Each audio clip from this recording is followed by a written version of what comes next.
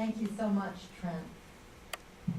Let me say that I am grateful that so many of you are here today because I believe that this will be the most important measure that's on our June ballot. And it's going to be very, very important, as Trent indicated, that we work on a grassroots level in the same way that many people worked on the Obama campaign to make sure that everyone understands what this measure is about and why it matters. I honestly think that we will be electing a new governor, very, very, very important for the state. That's changing the actors. What we do, if we can begin this pilot project, the first step forward for public financing, is change the script.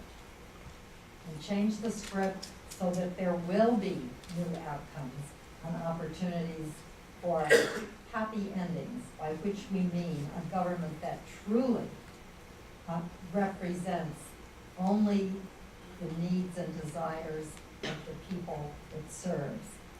And because there's a level playing field for ideas, because no elected person has to worry about who will take campaign contributions away from them, or even worse, put in independent expenditures for their opponent. Because this system, which has been used so successfully in other states, does guarantee it's a voluntary system, that if a publicly funded candidate runs against a privately funded candidate who raises more money, that the publicly funded candidate will be matched dollar for dollar from the public fund up to 5 times the base amount.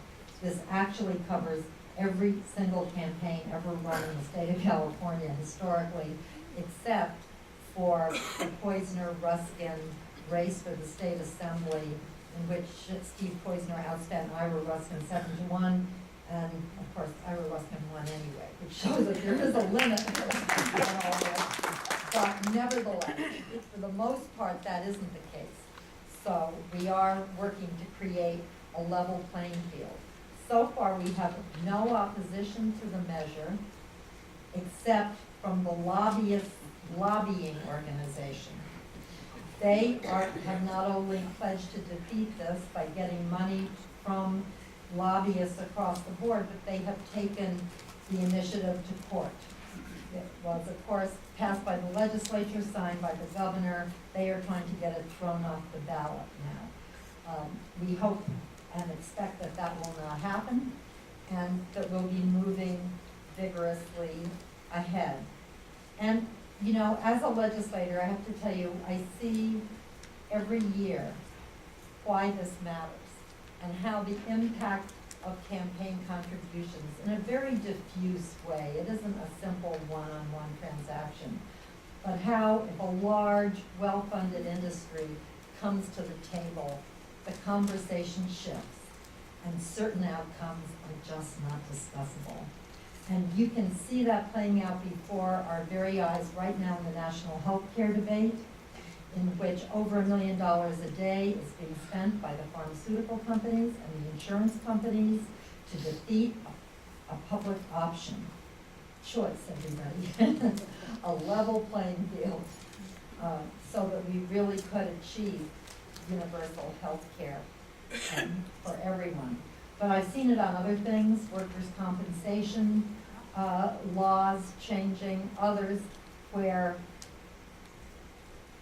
the specter in the room is the one of campaign contributions. In addition to working for 4 years to get our pilot program for public financing of Secretary of State, I had a groundbreaking program on cleaning up brownfields, toxic, in which, honestly, my colleagues would look at the list of who's in favor, who's opposed. All the good guys are in favor. Who's opposed is some of the companies that created the brownfields. And just like, you can't vote for that. So we're going to change that in June.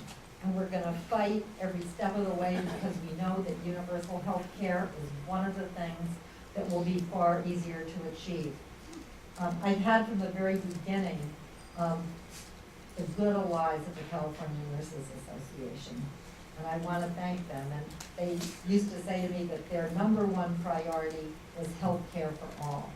Their number two priority was public financing of elections, but they felt that they might have to get their number two priority before they could get their number one priority. And I think that is where we are. I hope we will all take this step forward together in June, that we will pass this good measure, and we will be on the way to really taking back our government in California.